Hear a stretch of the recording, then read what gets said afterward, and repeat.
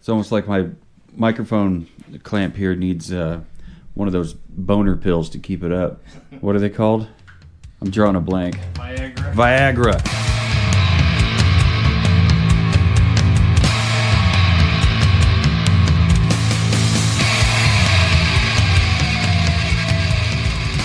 All right, we'll give that a shot. Mr. W2 put the mechanical Viagra to it.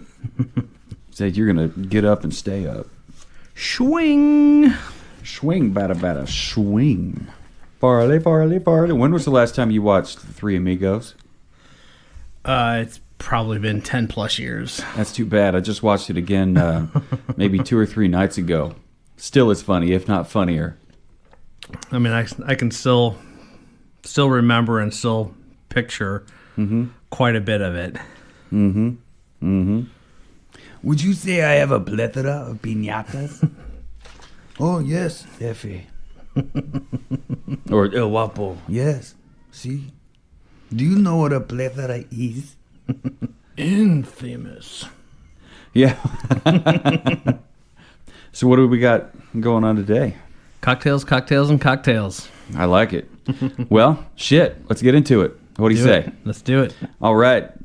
Hello and welcome, listener, to the Sever the Burn podcast. Thank you for listening in on your podcast app of choice, whether that be Spotify, Audible, Apple Podcasts, Google, Samsung, many, many more. Hell, even YouTube. We got them. We got the episodes full length posted up there on YouTube. And shorts and bonus. And we do have shorts and bonuses and all kinds of stuff. Yeah. I like the shorts. They're fun. Little bits of video showing how to make different cocktails that we got. And we'll probably get another cocktail or two short out of it tonight. Woohoo! I like it.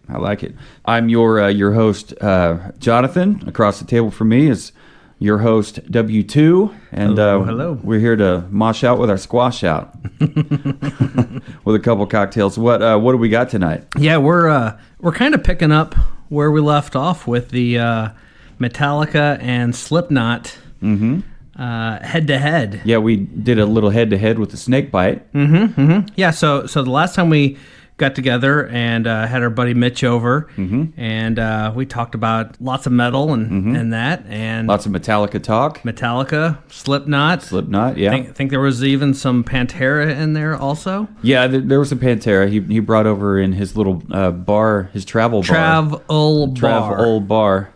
That he was not born in '53. Right. To see it happen in the Playboy catalog or magazine, whatever. But yeah, he brought over some stuff to make some black tooth grins. That was surprisingly tasty. Yeah, I enjoyed that. I had not mixed that. I had all the ingredients individually, but I had never had it in that combination. But yeah, so we put toe-to-toe the Metallica Blackened straight whiskey with the SlipKnot No. 9 Reserve. And if I remember correctly, out of that round, I think we all pretty much decided that the Blackened kind of came out the winner of that one. And then we mixed them up as a cocktail. Yeah. You know, what's been kind of fun is, you know, we've always, in most of our episodes, we'll end with a cocktail, and we usually pick, whether it be ahead of time or whatever, we'll do a cocktail on what we think is going to lend itself the best out of all the ones that we tasted. And so this one was kind of neat in that it was the same cocktail, but prepared with each of those whiskeys. So we did, and the cocktail we did was the snake bite, which I found on the Blackened's website.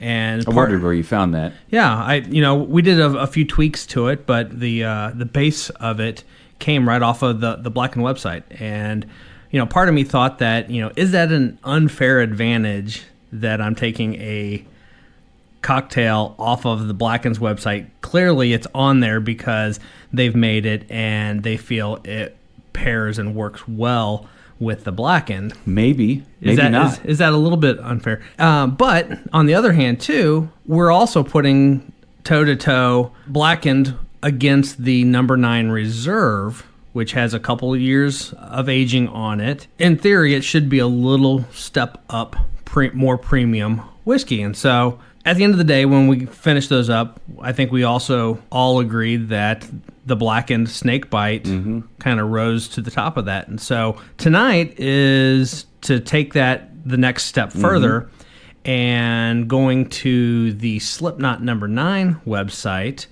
I found a cocktail called First Frost. And yeah, I'm very, very excited about this one. It's a completely different cocktail than a lot of them that we've tried. And so we're going to mix that one up with the number 9 Reserve, and then we're going to mix it up with the Blackened. So this time around, number 9 should have a leg up on the Blackened. We will see. We'll see, yeah. We will see. And, you mentioned something about did Metallica already have a hand up because, they already had their cocktail posted on their website. Well, we've seen time and time again where there will be a cocktail posted on the website, but you click on the website and it's not the same cocktail. Like it'll say garnished with a cherry in the instructions, but there's no cherry in the picture. This one, if I remember correctly, the picture of the snakebite was actually fairly accurate to what we made, and so is the First Frost. But they had some other cocktails on there that, like we have found on a lot of different sites across the board, a lot of times the pictures just don't match up with what they've got printed there. So weird. Weird to me. And me being a designer who has worked with photographers, has worked with artists, has worked with a variety of people, I get that, and doing web design and creating an online presence, I get the fact that sometimes you have to just use the photos you have, or on a higher end scale, a lot of times you hire a photographer and you shoot specifically what you're looking for. So in theory, there shouldn't be any discrepancies. But it also makes me wonder if the art director, the photographer that set that up, photographed it, shot it, and then whoever came back and did the write-up on there, they weren't quite in sync, or maybe something got updated after photos were already done. And there's a lot of different scenarios, but still. It sounds to me like, you've given it some thought and you're giving them the benefit of the doubt. I am. And I'm just calling them out for being jackwagons. Yeah. That's, I'm not saying something, but I'm saying something. We have seen time and time again that the garnish does not match the recipe. But to me, an even bigger oops is when the glassware doesn't match. And a lot of these cocktails are versatile enough. You can put it in anything. Yeah. And at the end of the day, does it really change? I don't think it does. It's just the drink itself. It's the presentation. But if you're going to actually explicitly state in the recipe to use a coupe glass, then why is your photograph in a old-fashioned glass? Right. So, I don't know. I don't either. Things to ponder, things to whatever. And I would think something like a coupe glass or a Manhattan glass, that it's because it's got a little bit more of an aromatic quality to it. Like it just smells better. Yeah. And having that much surface area, at the top of the cocktail, it gives you it gives the cocktail more room to put out its scent. I don't know what else to say. So I'm about to. I've actually had it sitting in my Amazon cart for probably over a month now, but I'm about to pull the trigger and buy some Collins highball glasses. Okay. The Do real they have tall skulls on them? cylinders. They do not have skulls on them. Well, let me hop on the interweb and see if I can find some. But they are heavy bottomed, Mm-hmm. and they've got just nice subtle ripples in there, so they've got a kind of a artsy, decorative kind of a look, but still very classic looking. Yes, because even though you have skulls all over everything, it's not like they're classless. Right. They're not tacky. If I need a skull, then I'll photograph it on my skull cutting board. Yeah, because we recently had our show at the flea market where Bob's Bizarre Bazaar was. Mr. Bob Burdella himself. So maybe we picked up an old skull or two that may or may not have been found behind a dumpster in the Westport flea market, or maybe we just found some skull and took it home anyway. I don't know what I'm talking about. I have no idea. So yeah, I'm looking forward to these First Frost cocktails. When I was looking through the agenda, I did notice a word that I don't recognize: aquafaba. Is that a substitute for egg white? It is. So Aquafaba. I've heard of it, but I hadn't really thought a whole lot about it. Looking up when I first did the research on and found this First Frost cocktail, that was something that they had listed out on there is an aquafaba, which is a egg substitute. I have actually looked and cannot find it anywhere. However, as we've talked about before, the rabbit hole of bitters that I find myself going down and then somehow buying a second bottle of the same one when I haven't even tried the first one. But Fee Brothers actually makes it is a cocktail foaming, I think is what they call it. It's not listed as an egg substitute, but in reality, when you're adding your egg white to a whiskey sour or whatever, I would go as far as to say 95% of adding the egg white to your cocktail is presentation. You're not getting a lot of, to me anyway. It may help smooth out and make it a little bit creamier, but for the most part, you're adding the egg white to get that frothy foam head on the top of it. Fee Brothers makes it comes in the standard bitters type bottle. I think it's like $5, but it is a cocktail foamer is how they classify it. I wonder if that's so I'm at some point I'm going to made out of Dawn dish soap. This will be the second time we use grapefruit juice, isn't it? Or have we used grapefruit? We have not. We used pomegranate juice is what I'm saying. I don't know why I'm thinking. We've used pomegranate. Yeah, we have not tried grapefruit and we've juice. used passion fruit. And rosemary simple syrup. We've used rosemary as a garnish. I think that's one of the things that makes this cocktail unique is it uses grapefruit juice. It also uses lemon and lime juice. Okay, a little bit of both.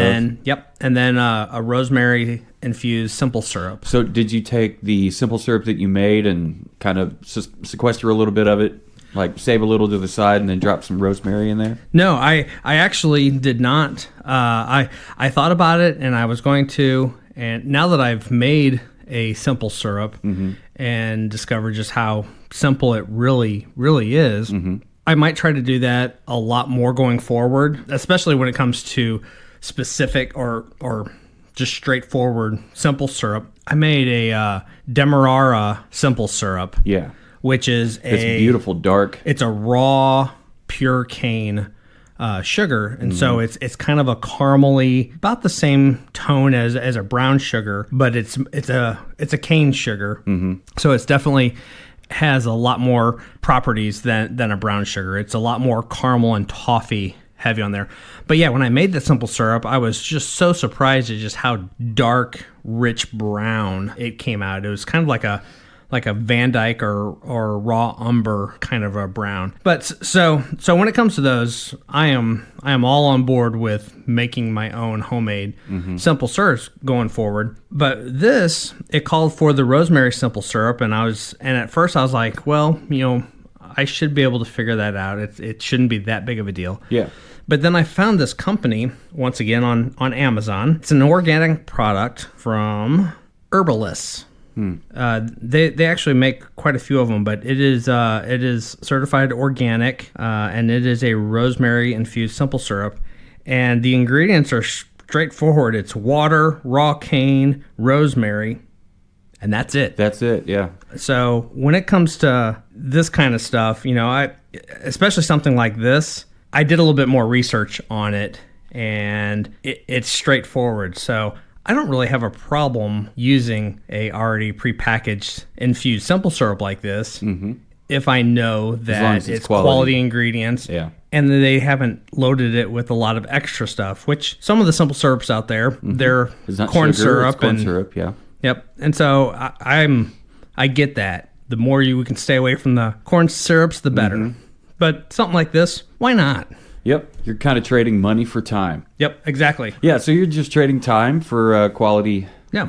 Plus storage for some of this stuff. Like you don't necessarily have Well, and that's the other thing the too. space to cook all of it and the space to store all of it. So as I've kind of dug into this, the thing that I have realized also is when you're doing a homemade simple syrup, or I also did, a homemade lemon sour. Very tasty. Those, by itself, by the way. I was very, very happy with how that turned out. It's almost like limoncello without the alcohol. Because they're homemade, they don't have near the shelf life that they do, and they need to be refrigerated to help extend the shelf life as much as possible. And so, to your point, space. So you have to have something to store it in, and then the space to actually put it in the fridge and keep it in there. Which is fine. Be able to put it in freezer-safe Ziploc baggies and freeze it. Yeah, I don't think there'd be any problem with thawing it out and using now it. that you say that, when I was researching that, one of the posts I did find that was a question that they had listed below there that someone had asked, and they said, yeah, there's absolutely no reason why you can't. In fact, I think you could probably make ice cubes out of them. Yeah, and then you just drop an ice cube in your glass. We were talking about. What was it? Oh, your tequila with the coffee, infused tequila.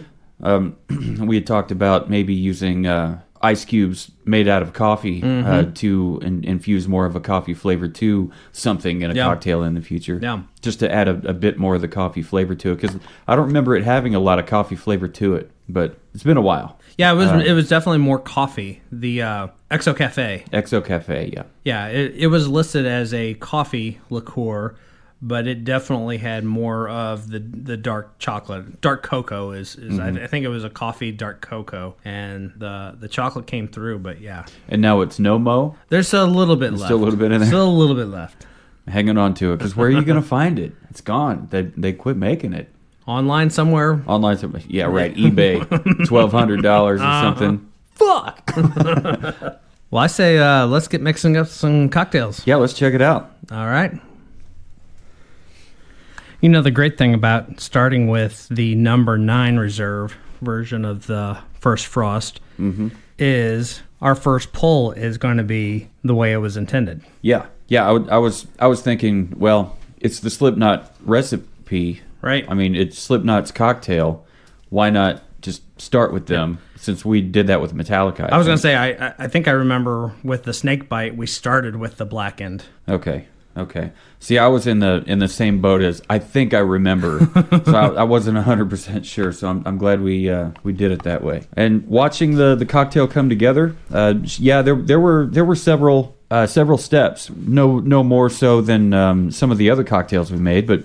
I mean, you started with a chilled coupe glass. You put all the ingredients together in the shaker, and you shook it with no ice for what, 15 seconds? 10, 15 seconds. And then you added ice and shook it for another 10, 15? Yeah. 20? And you do that just before you add the ice and before it has time to start to chill, it aerates the egg white that you've added to it. And then I remember it definitely aerated it, because it was trying to, the shaker was trying to pop open. Yep. Like, pop. Yeah, I've learned any of these cocktails that I use the egg with, after I'm done shaking it, especially before I've added the egg, when I set it down there, I slowly release it. Before you've added the ice. Yeah, but slowly before I release it, I'm just slow at taking my hand away, because it goes...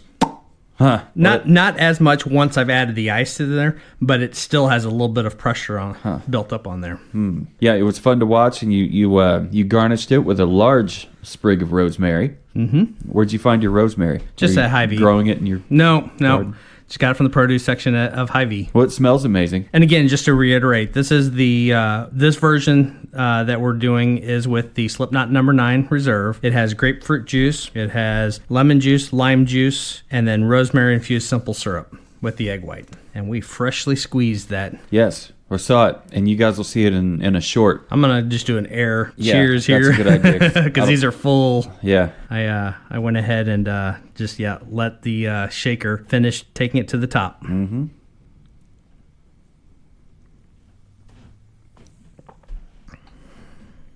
This first frost is one hell of a first frost. I mean, when the first frost in Iowa comes, it knocks out the corn. Corn's already been harvested by then. But when it hits Kansas City, your tomato plants are done. Yeah. Like, tomatoes don't like it. Peppers don't like it. And part of the name of this cocktail, the First Frost, and what really kind of grabbed my attention when I first saw it was whether you're using the egg substitute or an egg white on there, the frothiness that egg brings to it gives it a nice pillowy layer of snow, so to speak. And then garnishing it with that large full sprig of rosemary really gives you that sense of a snow-covered evergreen. Yeah, rosemary's got a bit of a earthiness to it, you know, and you know, like you said, kind of evergreeny kind of look to it because the leaves are needle leaves, much like evergreen trees and bushes and things of that nature. But you know, the thing with the First Frost is in the gardening world, you prepare for it. You know it's coming at some point, probably soon. For us here in KC, you know, it's usually about October 15th is when it'll hit. So as of recording, we got 100 and maybe 15 to 20 days before our average First Frost hits.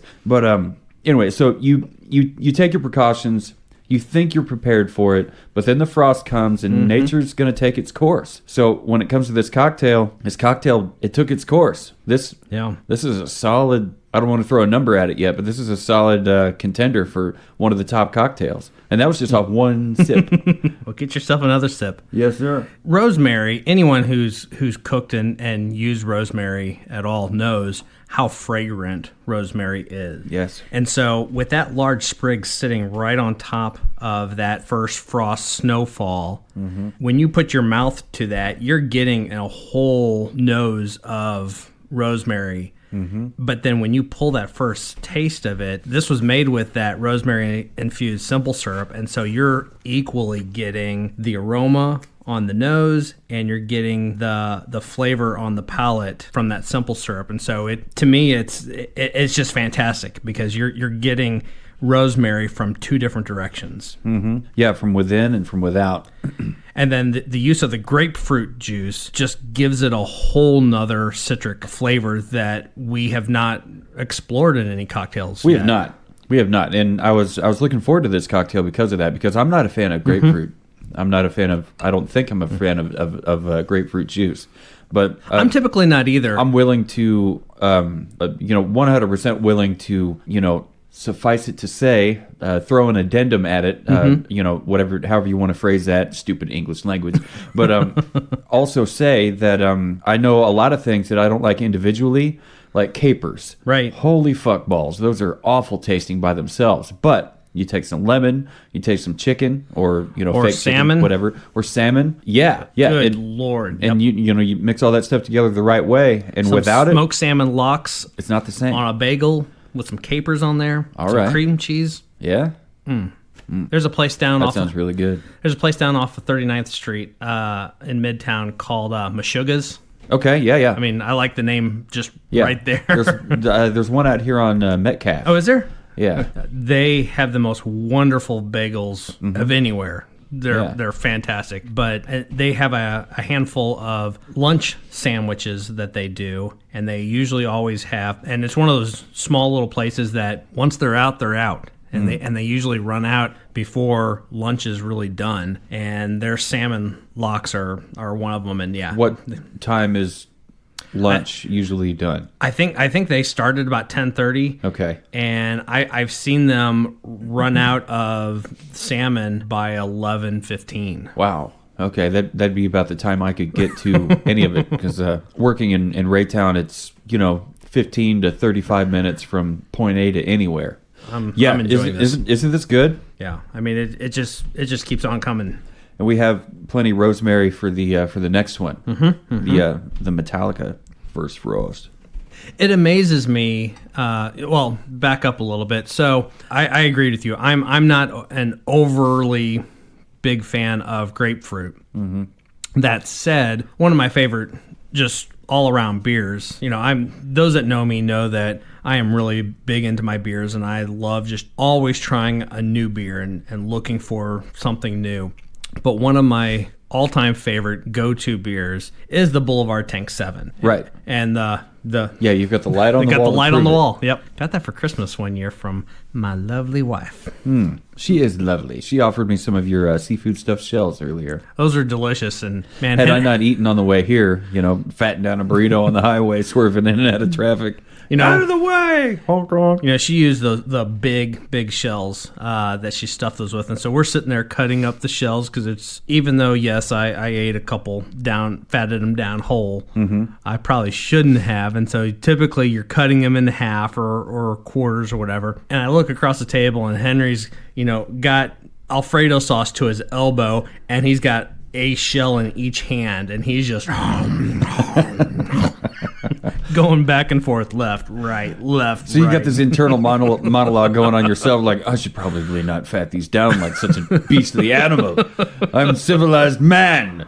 And then you look across the table at your darling son. So good, though. That boy's a beast. But the Boulevard Tank 7 has a lot of grapefruit notes in it. It is classified as a farmhouse saison beer, and it has a lot of grapefruit elements to it.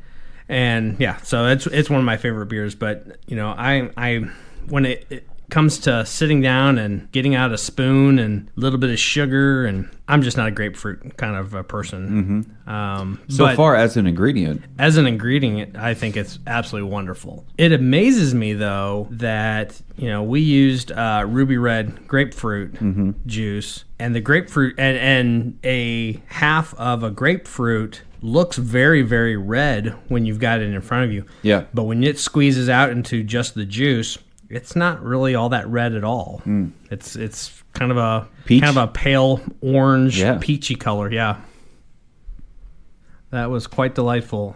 And I have to say, we're probably going to be throwing some numbers out here before too much longer. But just right off the bat, that Blackened's got its work cut out for them. Yeah, because everything that we felt the number 9 Reserve by itself may have been lacking. This cocktail helps fill in all of those voids and really gives a great, well-rounded experience. And I'm going to say experience versus just cocktail because, again, with the egg white, you just feel like you woke up and looked outside and seeing that blanket of snow. Not a lot, but just that little bit of a blanket of snow that covers everything. A frost blanket. The first frost of the season. I asked what people thought of the what are we hearing? SlipKnot Reserve. I think I'm going to hop on the interwebs here. So it looks like we have. I'm going to filter this. I don't know why it always brings up top comments. I want to see them all. I want them all. All right. So in the Kansas City Whiskey Guild Facebook group, I posted a picture that had all the fixins that we're using tonight, plus the SlipKnot number 9 Reserve bottle and the Metallica's Blackened whiskey bottle in the picture. And I said, anyone tried the SlipKnot number 9 Reserve and or Metallica's Blackened whiskey? Thoughts? What are your thinkings about it? Greg says, I love the number 9 Reserve. Jason, top contributor, says, I've had the Blackened Missouri cask strength, and also the Wes Henderson one. That's pretty good. Not sure I'd buy it again at $90 though. I was gonna say that West Henderson one is the $100 bottle. Huh? Yeah, they have it out at Lucas. What's with the Blackened Missouri cask strength? I don't know what the Missouri is. Maybe it's supposed to say Metallica, but his phone auto-corrected. Yep, I bet that's it. The cask strength. What the duck, Jason?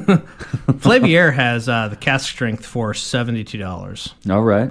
Versus $45 for the regular. I think that's what I paid for it, but just a little under $30 extra for cask strength. Maybe.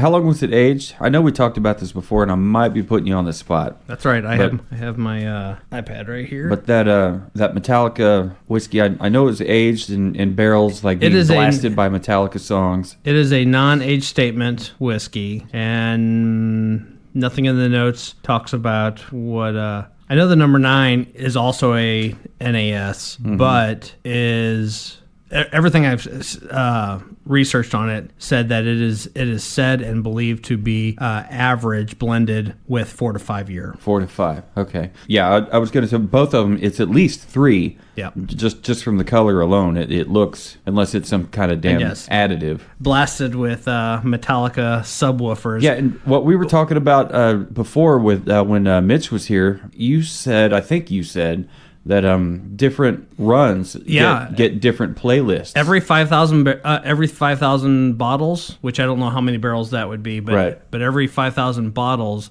get a different Metallica playlist. I think that's cool, and as long as they split it up, because like if you get something that's like completely Stanger, it might really fucking suck. But if it's got a little bit of, if it has to have Stanger, and then it's got to have some of, it's gonna be mad as hell. Yeah, the fans or the what's going on with Lars's snare? Tang tang tang tang tang. But it's got to have, if it does have Stanger, hopefully it's got some, some Black Album stuff. Maybe it's got some Ride the Lightning or Puppets, Kill 'Em All. Yeah. I don't know. Yeah. The no age specific labels, like they do that because they have to declare the youngest in it. If you do declare an age of it, you have to age it by the youngest one in the blend. And so if you're blending I don't some old stuff and some young stuff and some stuff in between there, the good thing about that is, so like, because we've talked about, with the exception of single barrel, which is just that, it's all from a single barrel. Mm-hmm. And if it's a single barrel cask strength, it's straight from the barrel. Yeah. Nothing done to it. Barrel to bottle, done. Very individual taste. Everything else. And so with that said, and I'm going to use our example of our favorite Irish whiskey, the Redbreast 12 year. Yeah. For them to put 12 year on that bottle means that is blended with the youngest being a 12 year. It's going to have some older whiskeys in there in the blending of that. So I think I would like, thinking about it on both sides of the fence, I completely understand and right at the edge of saying. A thick nickel. Yeah, to not put an age statement on there gives you the latitude of not having to commit. Or we've tried a couple bourbons that were 1 year or 2 year, and we were surprised how great they were. Yeah. The Balcones Texas Rye, yeah. If I remember correctly, that was either a 1 or a 2 year, and it was absolutely wonderful. And we were pretty damn shocked. Was the Balcones... That's the one that had all the chocolate notes. Yeah. And for a rye... Right. Rye with chocolate, yes, please. And I think that, if I remember correctly, that one was 100 proof. But it didn't bite like a typical... It did not. 100 proof rye. It did not. We'll have to revisit that one. We're going to come back to that one. We got to, yeah. Yeah. I guess what I would like to see is like maybe a list of ingredients, air quote, list of ingredients. Sure. Like if it's no age specific, no age statement. Which no one age is it? Statement. No NAS. age statement, NAS. If it says, 20% 2 year, 30% 6 year, 5%, 8 year and a sherry cask, whatever. Right. Like because we all there's a lot of us out there that not only we don't want to just see the plated dish, we want to know the ingredients that go into it. If you're going to make these cocktails at home, of course you want the ingredients list, and nobody but the distilleries and the manufacturers of these whiskeys and these bourbons is going to have access to all the ingredients, air quote, of having access to barrel strength 8 year in a sherry cask or 5 year in a freshly toasted American oak or English or French oak, whatever, and blend all that stuff together. Well, the thing is, too, 95+% of everything that they're using, everyone else is using it also. The secret sauce isn't in necessarily the ingredients you've used, it's the amounts and how you put it all together. And so in terms of protecting what makes your whiskey special, giving away the ingredients that are in there, I don't think is going to do that. Because if you don't know proportions and the amounts and all that, you're not going to reproduce it. And you know what? Maybe that helps them keep their industry secrets secret. Yep. Because if they did put all that out there, I'm like, well, so that's how they did it. I mean, we recently reviewed the Jim Beam Black. Mm-hmm. I mean, I'm still blown away by how good that was. It's great. It was fucking shocking. I mean, not because I guess it was because regular Jim Beam White Label is so it's so basic for me. It's the basic bourbon. It's by unfairly or not, it's the standard by which all other bourbons to me have been compared and graded, because I keep that right at a 5. I don't know about you, but I'm kind of thirsty. So I'm ready to try out the first frost featuring the Blackened. Do we want to Metallica Blackened whiskey? Do we want to quickly throw a number at this and go on, or do we want to wait till we get to the end and then throw a number at both of them? I don't know. Or you got a quarter? If it's not fair to compare, but we are comparing. Yeah, with this episode. In this case, we are comparing. We're here to compare because we're doing the same cocktail with two different whiskeys. Mm-hmm. Let's wait to the end, and then we'll just kind of after we kind of sample it, we both kind of agreed that this already is going to be top of the list of our favorite cocktails so far. Yeah. So, all right, well, let's do this. All right. Get some glasses rinsed, and it's like I'm starting to get the hang of this cocktail thing. Starting to get the hang of it. Well, hell, maybe we ought to make a cookbook, a cocktail book. Hey, that sounds like a great idea. Probably a lot more goes into that kind of thing than the average person thinks. You've got book pages numbers and page size. Before I got involved with doing web design, I did a lot, and I still do some print stuff, whether it's our album artwork or other bands or whatever. I still do a fair amount of print work, but there was a day when the internet wasn't around and all of my work was print related design work, and there's a lot that goes into it, not even to mention all the proofreading and then proofreading again, right? Because you always miss something. Maybe having a third party proofreader. Yep.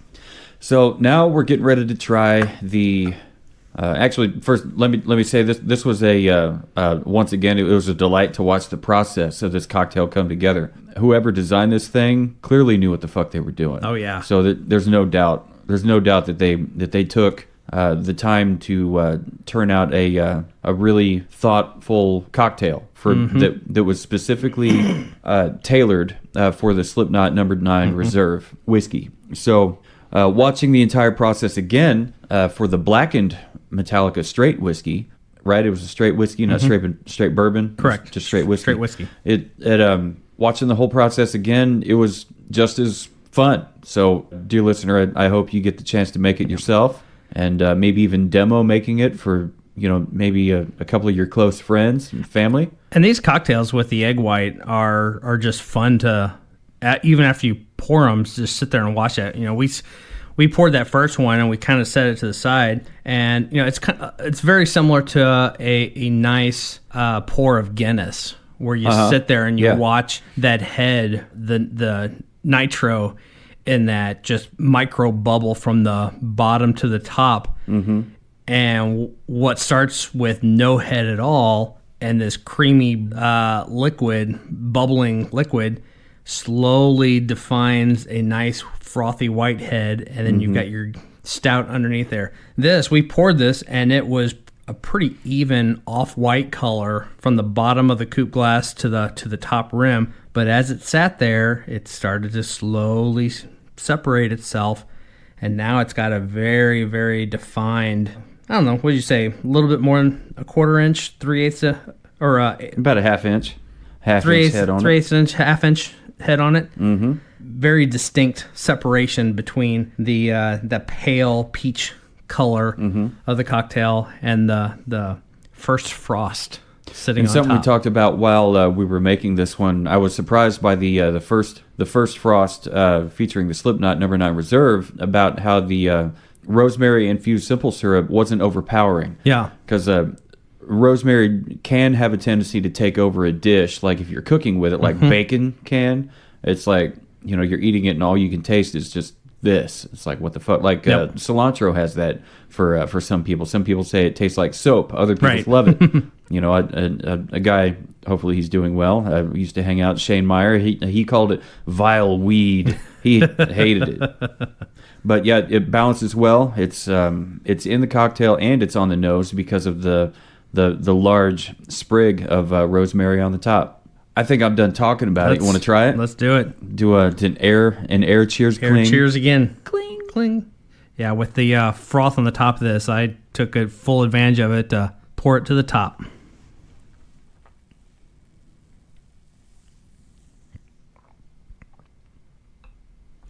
Wow. Yeah. I'm sorry, SlipKnot, but I think Metallica's beat you again somehow. Listen, it's not. Man. Wow. Okay, so I thought SlipKnot was going to be the clear winner between the two. The SlipKnot number 9 Reserve was going to be the clear winner because it was so amazing. This is better because there's less going on, I think, with the Blackened whiskey. Yeah. Is it a lesser proof? 90 proof. It was 9 proof. 9 proof difference. 9 difference. Yeah. So this coming in at 90 proof is less on the throttle to give the flavors in the cocktail more of the center stage, so to speak. Look how creamy that is. Right. I took a sip out of it, and there's a nice little lip mark. Little lip mark in the snow. Where you've been putting your mouth on it. Put your mouth on the snow. But yeah, it's this is so good. Yeah. I mean, when I sipped off of it, I could taste the sugary sweetness, the honey sweetness. I could taste not that any of that's in there. I could taste the rosemary. The grapefruit was more forward. Mm-hmm. We talked. This is really good. Off air while building this, the other thing we talked about was this Blackened whiskey is finished in a black brandy cask, and I'm not necessarily picking up a brandy. Maybe I am. Maybe it's marrying in with that the grapefruit and the citrus flavors in there. But as I was mixing it up there, I commented on I wonder if this ends up being really good. I wonder if the difference in whiskeys could come down to a finishing that the Blackened has. I don't know. I know it's damn good though. I'm drawing out our and the other one was fantastic too. So not taking anything away from it. Absolutely not. I mean, it's so smooth and it's so easy drinking. Can I get this in a 32-ounce cup? I'd like to put this in a to-go cup. In a white styrofoam with a red straw. Mm-hmm. I need a pack of jelly donuts and a first frost to go. Wow. The whole time we were building this off mic, I was trying to mentally still rate the SlipKnot first frost, and I don't think I could rate it until we tried the Blackened the Metallica first frost. Yeah. So now I know to pit them against each other. Fuck, man. I mean, it's I think still... I also feel like we're splitting hairs too, because again, the number 9 first frost was absolutely wonderful. Mm-hmm. No complaints at all. Nothing really to uncover wrong with it. I saw I was listening to a podcast the other day, and I forget which one it was, but it was talking about reviewing and tasting bourbon and how to do it. I thought it was really interesting because this guy said that his recommendation, and he had been doing it internationally for like 18, 20 years. Wow. So he'd been doing it a while. But he said that he has gotten to the point where in his methodology in how to pull apart the flavors and all that is he starts with thinking about what is not right with it. And then once he gets through what's wrong, what's not, what's off about it, then he feels like he can more clearly talk about the good points of a whiskey. I thought that was really interesting. That'd take a lot of practice, I think. Yeah. Especially for me, because I try to be more optimistic instead of, hypercritical. Mm-hmm. My natural bend or whatever is to be hypercritical about everything. Like look for the fault in fucking everything. And it's a rabbit hole that I will mentally go to and make myself a miserable person to be around. So being optimistic for me is a learned skill. But I like it here in Optimism Land. I do too. But this cocktail doesn't need any optimism. It's fruit forward, super sweet. Both renditions of it, fruity, savory. Very much so. And it's just a all around top notch fucking drink. if we do a cookbook, I'd be surprised if First Frost did not end up in the cookbook. Oh, it's going to have to be in there. And to me, the Metallica's Blackened wins. Yeah. Yeah. You know, I mean, back to the ingredients that are in this. We've talked about so many cocktails share the same or a very similar overlap of ingredients. Lemon, lime.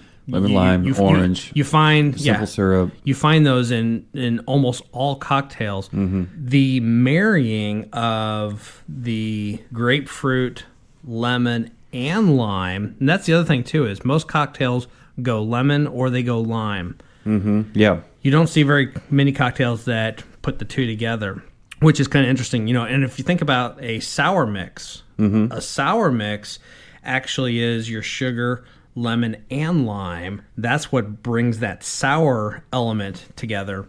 But the marrying of the grapefruit, lemon, lime, and then you throw in that rosemary infused simple syrup, so you get sweetness from the sugars in the simple syrup, but then you get that herbal, earthy element from the rosemary. In the bitter, tart sweetness of everything balances of the grapefruit juice. Yeah, grapefruit juice by itself is super tart. And super acidic. Yeah, you'll have no complaints from me. Well, cheers, sir. Yeah, now that we're pretty much down to the foam. Which I might add, the foam by itself is very delightful. That's even good too. The foam isn't just egg. Yeah. It's everything. Shook up and frothed up and right in the top. Getting the natural oils right off of that fresh sprig of rosemary. I'm going to use this rosemary sprig and mop up some of this foam. Well, I'm going to go ahead and throw it out there. I'm going to give this a 9.5. Wow. That's so dangerously close to what I have. And if I were to throw a number at the number 9 reserve First Frost, it's probably going to be a 9.25. I mean, it's on the heels. It's right. They're both right there. But this Blackened, it just kind of pushes it up and over the top. I put, for the Metallica version of the First Frost, I have it at also 9.5. And I have it as a 9 on the SlipKnot Reserve. And I think I rated it. I don't know if you mentally rated the SlipKnot number 9 Reserve First Frost before I kind of made this. Okay. I didn't know. I was just like, wow, this is...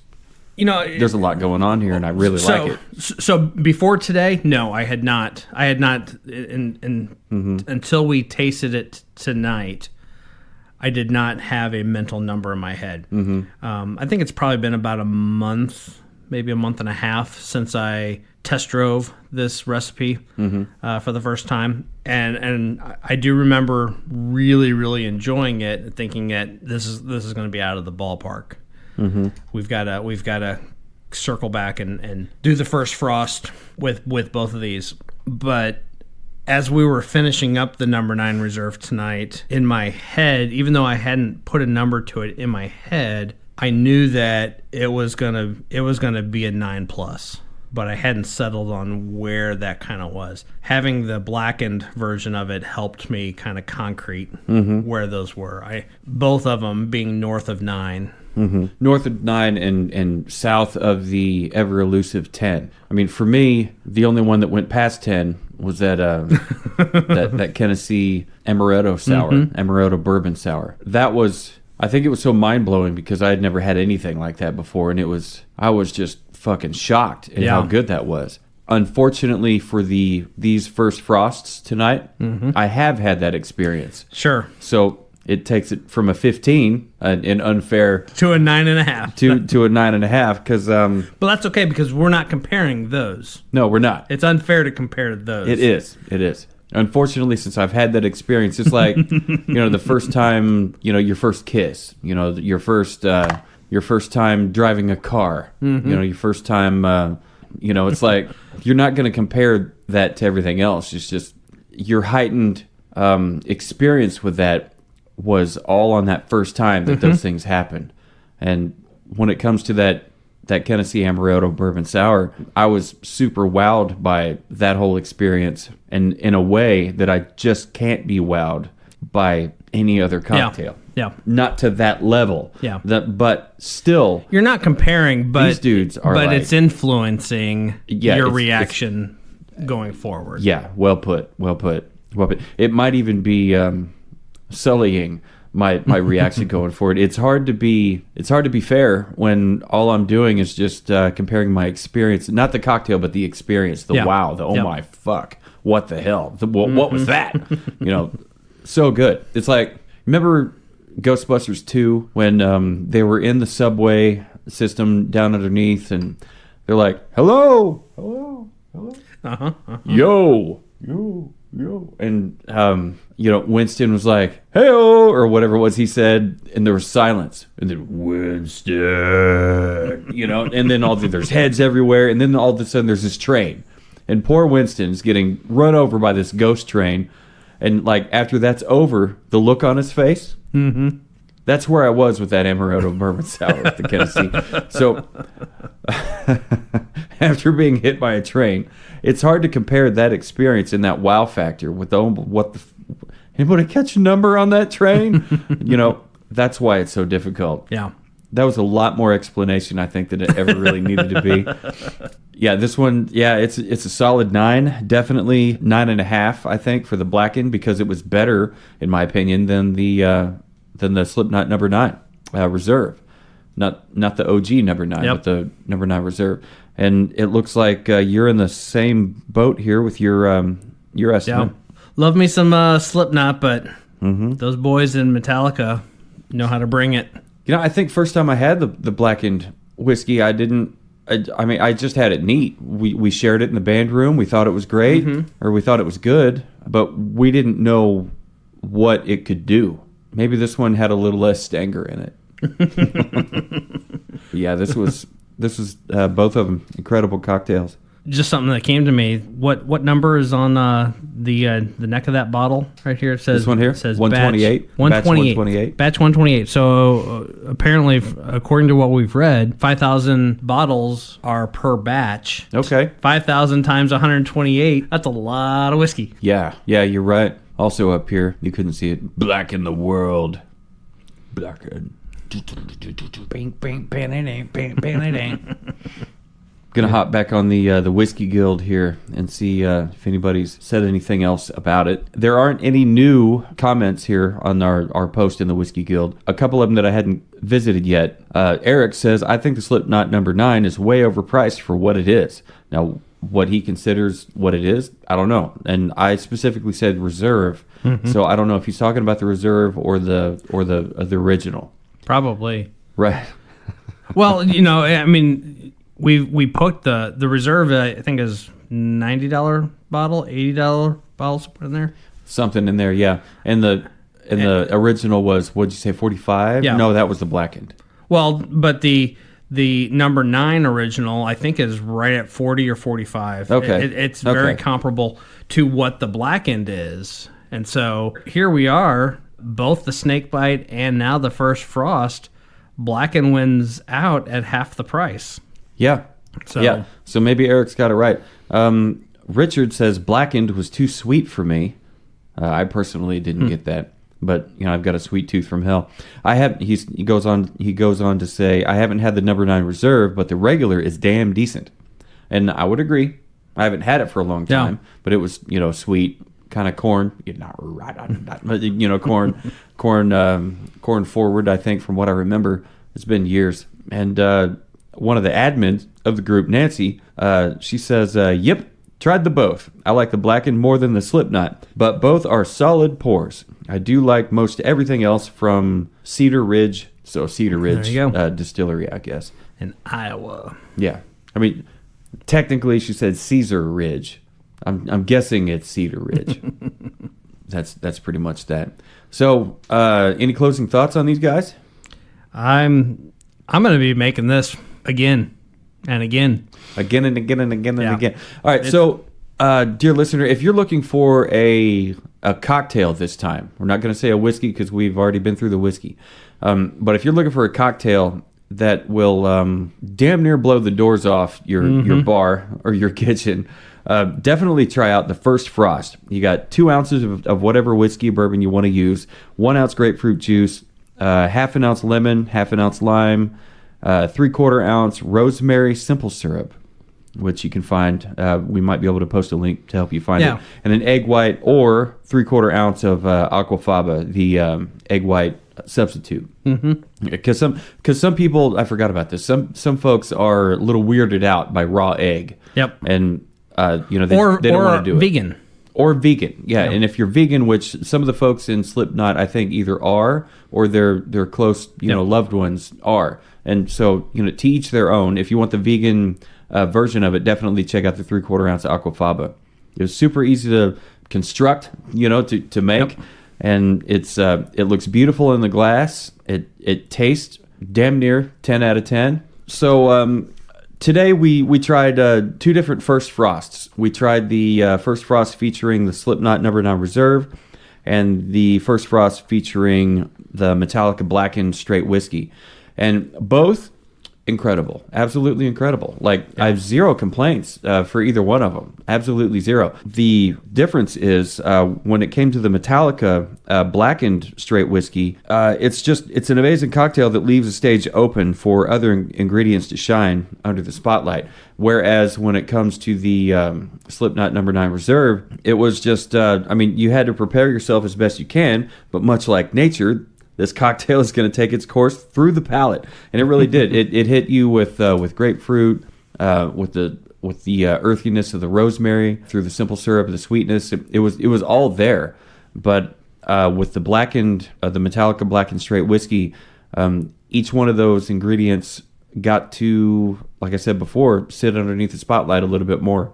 Everybody got a turn at center stage as you were drinking it. It's like, fuck, there's no part of this that is not amazing.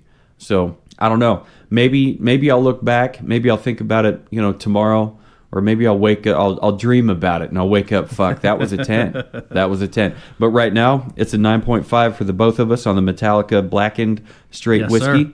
And it's a 9.25 or 9 from the SlipKnot No. 9 Reserve First Frost cocktail. So definitely try that out. And speaking of trying it out, awkward segue, try sending us an email, Savor the Burn, info@savortheburn.com. Stupid whiskey. Had my brain doing the hourglass thing there for a second where it just kind of spins and like your brain's giving you this clicky sound. Damn thing won't boot. So send me an email. Tell me I'm full of shit, or tell me, I've got the greatest ideas ever. Which I don't have the greatest ideas ever. But Jonathan at savortheburn.com, or email Wayne at w2@savortheburn.com. Definitely check out savortheburn.com. The liquor cabinet is wide open, full of tasty bourbons and whiskeys and cocktails, and there's recipes in there for the cocktails, and so much going on. And once again, thank you for listening to us on your favorite streaming app of choice, whether that be Spotify, Audible, Apple Podcasts, Google, Samsung, or any number of the other ones. Please stop by our YouTube channel and give us a sub, at Savor the Burn, or just Savor the Burn. We post things on TikTok, Facebook, Twitter, Instagram, YouTube. There's a lot going on, probably a lot more going on with our Twitter. Not that anybody sees it, come to find out, but whatever. But we have a lot of fun. We post our random thoughts. Sometimes Wayne W2 will send me a message saying, I'm thinking about doing this. I don't know though, but I might copy and paste that and stick that on Twitter with whatever picture he sent. Right. So it's a lot of fun, I think. So follow us anywhere and everywhere. And no matter where you are, who you're with, what you're doing, what you're drinking, always remember to keep on burning.